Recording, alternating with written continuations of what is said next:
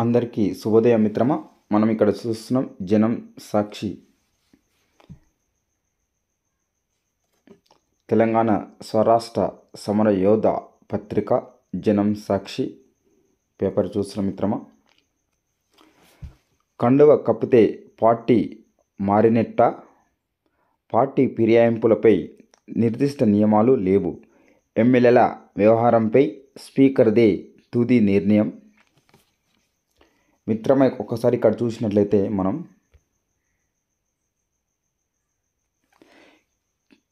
కిషన్ రెడ్డికి కేటీఆర్కు అవినాభ సంబంధం ఉంది. కేసు సిబిఐకి ఇస్తే కిషన్ రెడ్డి ఎందుకు నోరు మెదపడం లేదు? కేటీఆర్ చెప్పిందే కిషన్ రెడ్డి చేస్తున్నారు. కేసీఆర్ కుటుంబంలో అంతర్గత కలహాలకు కవిత బలి, సీఎం రేవంత్ రెడ్డి గారు. ఒకసారి చూద్దాం మిత్రం. ఇక్కడ పార్టీ ఫిరాయింపులపై నిర్దిష్ట నియమాలు లేవు, ఎమ్మెల్యేల వ్యవహారంపై స్పీకర్దే తుది నిర్ణయం. ఇక్కడ చూసినట్లయితే ఈ అంశంపై బీఆర్ఎస్ నేతలకే స్పష్టత లేదు. సెప్టెంబర్ 30 లోపు స్థానిక ఎన్నికలు అసాధ్యం. మావోయిస్టులపై దాడులు మంచిది కాదు. న్యూఢిల్లీలో మీడియాతో చిట్ చాట్లో ముఖ్యమంత్రి రేవంత్ రెడ్డి గారు.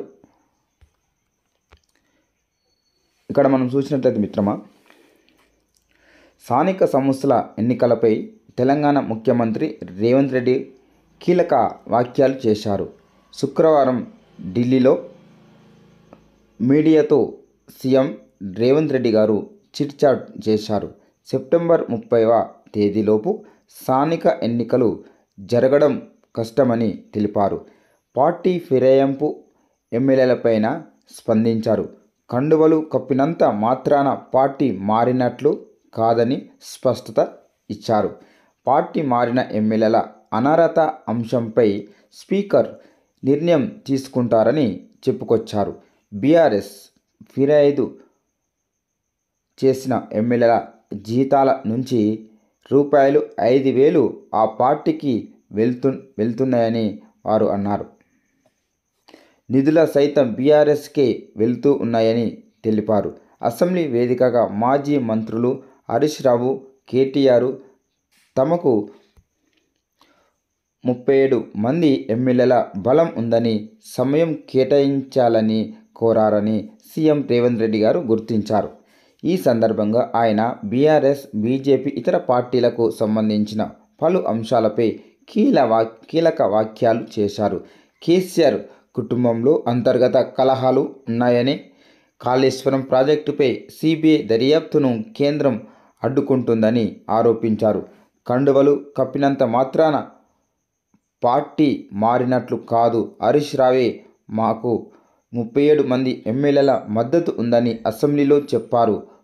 పార్టీ మారిన ఎమ్మెల్యేల అనర్హతపై స్పీకర్ నిర్ణయం తీసుకుంటారని రేవంత్ రెడ్డి గారు అన్నారు. రాష్ట్రంలో యూరియా కొరతకు కేంద్ర ప్రభుత్వమే కారణమని ఆరోపించారు.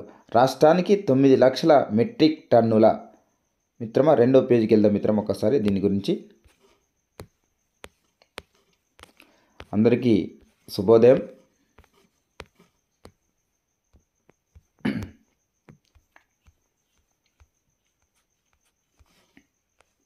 ఇక్కడ ఉంది మిత్రమా,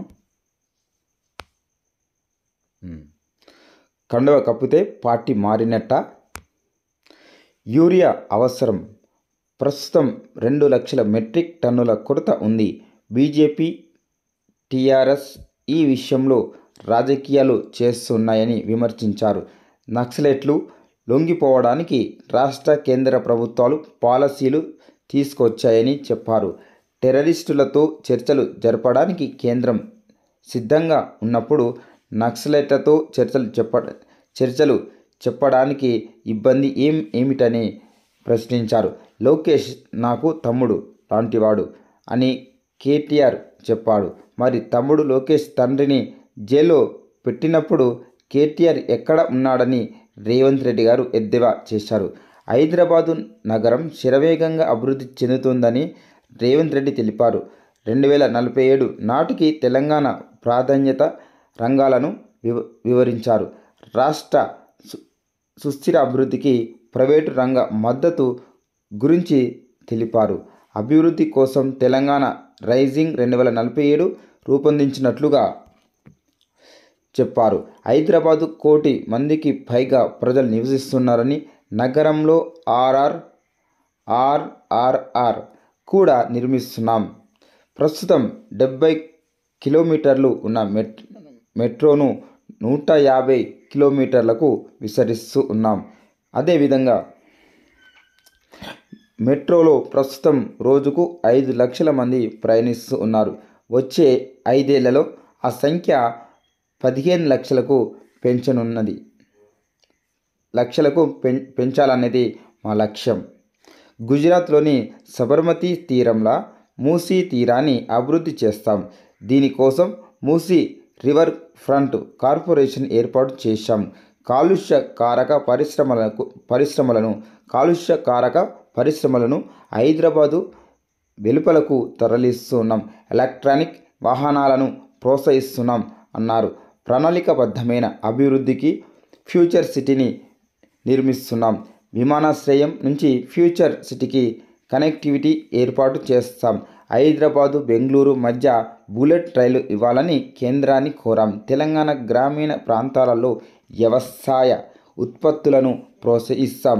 డ్రగ్స్ కట్టడిలో మా రాష్ట్ర పోలీసులు దేశంలోనే నెంబర్ 1గా ఉన్నారు. 2034 కల్లా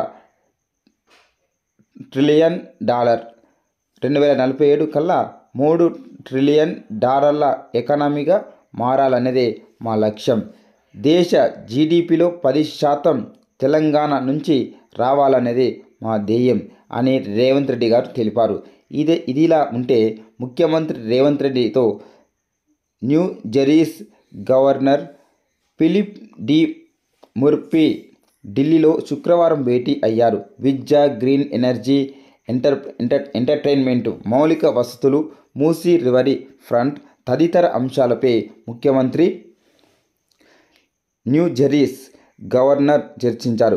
తెలంగాణ విజన్ 2047 సాధనలో తమ ప్రభుత్వం చేస్తున్న కృషిని ముఖ్యమంత్రి వివరించారు. ఐటీ, ఫార్మా రంగంలో తెలంగాణ రాష్ట్రం ప్రాధాన్యాన్ని సీఎం తెలియజేశారు. భేటీలో గవర్నర్ సతీమణితో పాటు న్యూ జెర్సీ ప్రతినిధులు పాల్గొన్నారు. మిత్రమా.